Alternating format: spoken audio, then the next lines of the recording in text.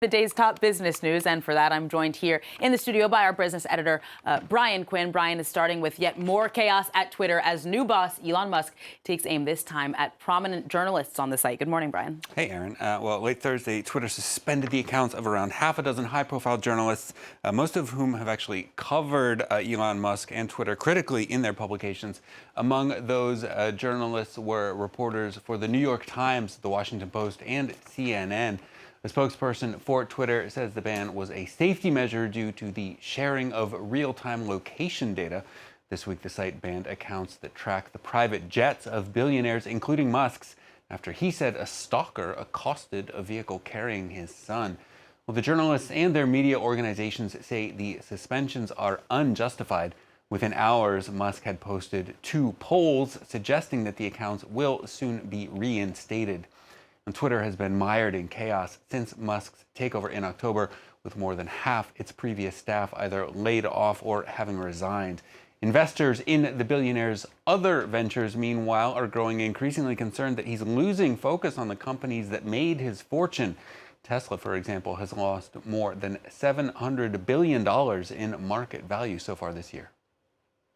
I think there's a real feeling that Elon Musk has taken his eye off the Tesla ball, really, since the purchase of Twitter. It seems he's dedicated an awful lot of his time to trying to turn around Twitter and make it the company he wants it to be. And as a result, there is a feeling that he's neglecting Tesla, which of course has been affected by headwinds of its own, not least the Chinese slowdown. And there are concerns about the dent to Tesla sales and also production. Checking in on the day's trading action so far, European indexes opened slightly in negative territory. The DAX in Frankfurt managing to break positive early on, though. As the world's top central banks continue to hike interest rates in a bid to tame inflation, investors are growing increasingly concerned that rising borrowing costs will tip key economies into recession. The U.S. Federal Reserve, the Bank of England, and the European Central Bank have each hiked rates by 0.5% over the past 2 days. Asian indexes, as we see here, trended mostly downwards Friday. The Nikkei in Tokyo losing nearly 2% as new data shows a deepening contraction in manufacturing in Japan. Chinese indexes, though mixed, despite the Biden administration broadening its trade blacklist on China's microchip industry. Well, next, beyond new sanctions on Russia and aid for Ukraine, 2022's final summit of European leaders brought some key economic moves. Among them, the approval of a 15% minimum corporate tax for multinational firms. That plan, spearheaded by the OECD, includes some 140 countries. It's an effort to stop nations from offering ultra-low tax rates in order to lure the world's richest multinationals to their territory.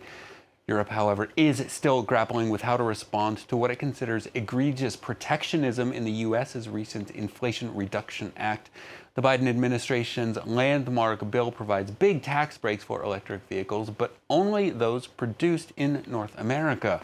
Strict EU rules on national subsidies could hamper its ability to respond.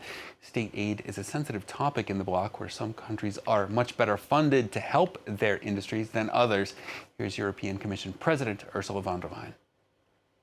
We will come forward in January with a state aid proposal that is not only faster and simpler, but even more predictable. And that takes into account that we do not only look at competition at the single market of the European Union, but also the global competition that we have to take into account. And finally, for business, the war in Ukraine has caused peaks in demand for a number of materials, including aluminum. The good news, though, is that the metal can be infinitely recycled, as you'll see at this factory in eastern France. Camille Knight reports. Old cans, compressed together and heated to 750 degrees. An hour and a half later, they've turned into molten aluminium, which is then sold by this company in Alsace. This site produces about 400 tons of recycled aluminium per day, which it sells in the form of rolls destined to the car industry and to the production of cans. Recycling consumes a lot less energy than raw metal, so it's very good for our carbon footprint. The process of extracting aluminium is resource intensive and very expensive. A ton of aluminium usually costs over $2,400. So once an old-fashioned practice, smelting has been given new momentum. And as well as being cheaper, it also counters the shortages brought on by the war in Ukraine. 600 kilometers away in northern France, this company buys the recycled aluminium, which is turned back into cans, between 7 and 8 million per day, ready for a new life cycle as sodas.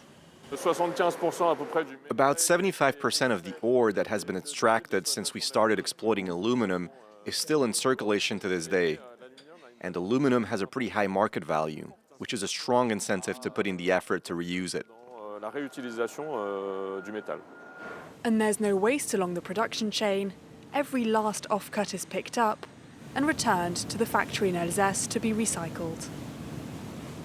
A good argument for choosing cans over plastic, Erin. Indeed. Brian Quinn with Business. Thank you very much.